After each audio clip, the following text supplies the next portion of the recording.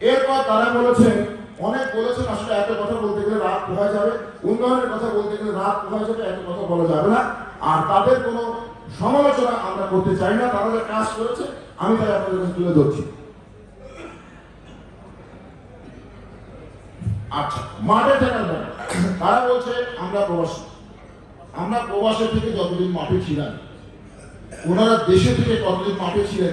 আমার ঢাকা সিনিয়র প্রেসিডেন্টদেরকে আমি জানতে চাই, তারা 8 বছর ক্ষমতায় থেকে কতবার মাঠে ছিলেন।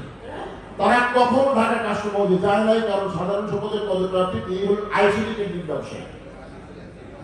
তিনি এয়ারপোর্টে যেতেন 2 মাস 3 মাস পর পর, এই গাড়ি নিয়ে ঘুরে টিফিন ক্যারিয়ার নিয়ে যেতেন। উনি সাথে টিফিন বাটি পাঠান এবং উনি টিফিন বাটি নিয়ে যেয়ে কিছুক্ষণ চারতলায় গল্প করে নিজের বাড়িটা ঘুরে নিজের ভাতটা খেয়ে আবার চলে যেতেন। He never been in customs house. সে কখনো কাস্টমার হাউসে ঢুকে সদস্যদের সমাধানের কাজ করে না। আই গ্যারান্টি, আমি নিশ্চিত করে বলছি, আমার চট্টগ্রাম অ্যাসোসিয়েশনের আক্তার ভাই, বাচ্চু ভাই, বিনু ভাই, এখানকার ঋষি কমিটি সারাদিন কাস্টমার হাউসে থাকে। তারা কাজ করে, ভুল হতে পারে, কম হতে পারে, কারো প্রতি একটু বেশি হতে পারে, তারা কিন্তু মাঠে থেকে কাজ করে।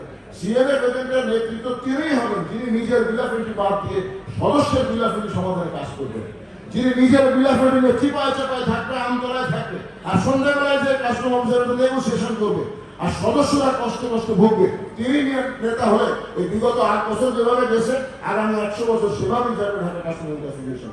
তো তারা যেটি বলেছে, আমরা যতদিন আমরা সারাক্ষণ মাঠে থেকেছি, আমার পরিষদের এই পরিষদের যারা প্রার্থী ছিল, আপনারা ছিল ঢাকা কাস্টমারে যেয়ে থাকেন, কাজ করেন, আমার যারা মাঠে থাকে আপনারা দেখেছেন, তারা 18 ঘন্টা এয়ারপোর্ট থাকে অথবা আইসিডি থাকে। আমরা সেই সমস্ত লোকদেরকে প্রার্থী করছি।